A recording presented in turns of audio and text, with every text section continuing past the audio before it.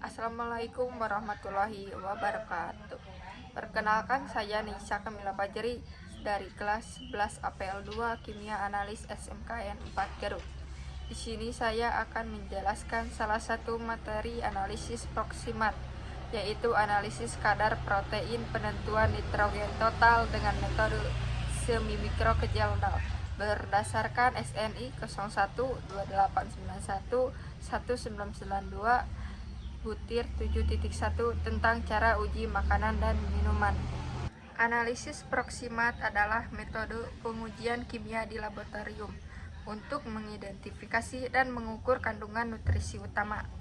Salah satu yang dipelajari dari analisis proksimat yaitu analisis kadar protein penentuan nitrogen total dengan metode semi mikro dal. Prinsip pada analisis pengukuran total nitrogen yang mewakili protein atau kasar pengukuran gugus spesifik, ikatan peptida, dan asam amino aromatik. Faktor konversi untuk memperhitungkan kadar protein dalam beberapa bahan makanan antara lain beras 5,95, gandum 5,70, kacang tanah 5,46. Hal-hal yang harus diperhatikan sebelum kita memulai praktikum adalah memastikan semua alat bersih dan kering dan menggunakan APD lengkap.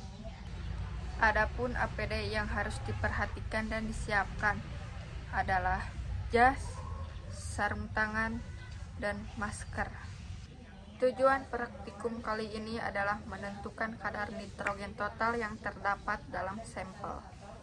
Alat dan bahan yang digunakannya diantaranya neraca analitik, spatula, labo kejaldah, gelas kimia, pipet volume, bal pipet, bunsen, klem dan statif, corong kaca, labo destilasi, botol semprot, kondektor, boshead, Erlenmeyer, buret, CuSO4, H2SO4, Aquades, NaOH 50%, serbuk zinc, HCl 0,1N, indikator NaOH 0,1N.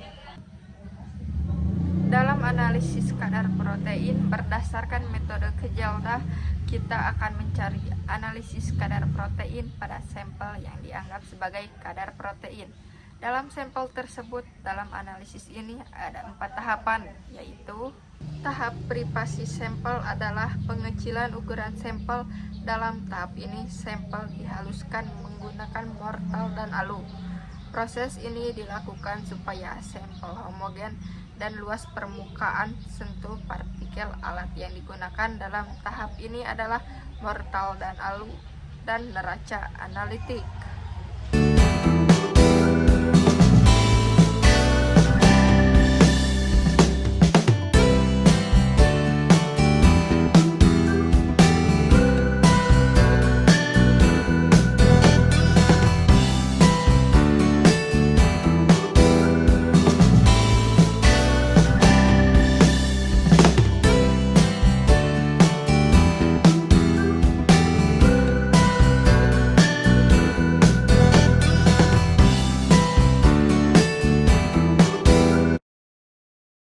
Tahap destruksi degradation adalah tahap penguraian senyawa nitrogen organik menjadi nitrogen anorganik.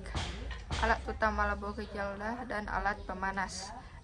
Dalam proses destruksi, sampel dipanaskan dalam asam sulfat H2SO4.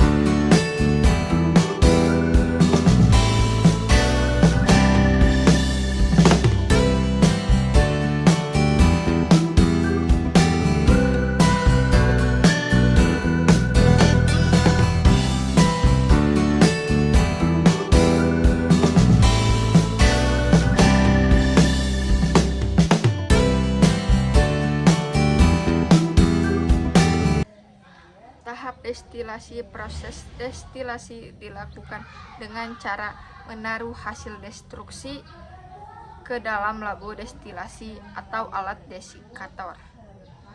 Alat utama, satu set alat destilasi Kejelda. Hal yang harus diperhatikan pada tahapan ini adalah pastikan semua sambungan alat tertutup rapat. Prosedur tahap destilasi adalah memasukkan hasil destruksi ke dalam alat destilat.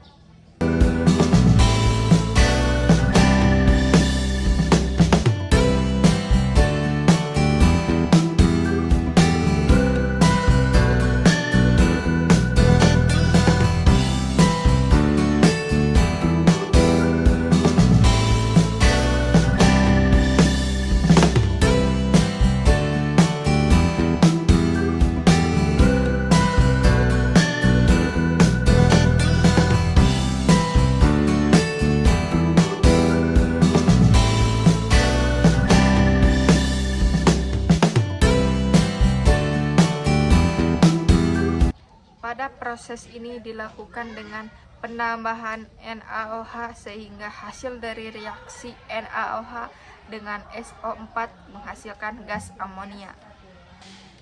Gas ini dikondensasi sehingga menjadi destilat, di mana destilat ini ditampung ke suatu gelas kimia yang sudah berisi asam standar. Selama destilasi berlangsung, agar tidak terjadi superheating ataupun percikan cairan atau timbulnya gelembung gas yang besar, maka dapat ditambahkan logam zinc dan labu didih. Gas yang dibebaskan selanjutnya akan ditangkap oleh larutan asam standar. Yang dapat dipakai adalah asam klorida atau asam borat dalam jumlah yang berlebih. Agar kontak antara asam dan amonia NH3 lebih baik, maka diusahakan ujung tabung destilasi tercelup dalam asam. Untuk mengetahui asam dalam keadaan berlebihan, maka diberi indikator PP atau indikator campuran. Destilasi diakhiri bila semua amonia sudah terdestilasi sempurna yang ditandai volume destilat mencapai jumlah tertentu, atau uji lakmus pada ujung kondensor tidak bisa lagi.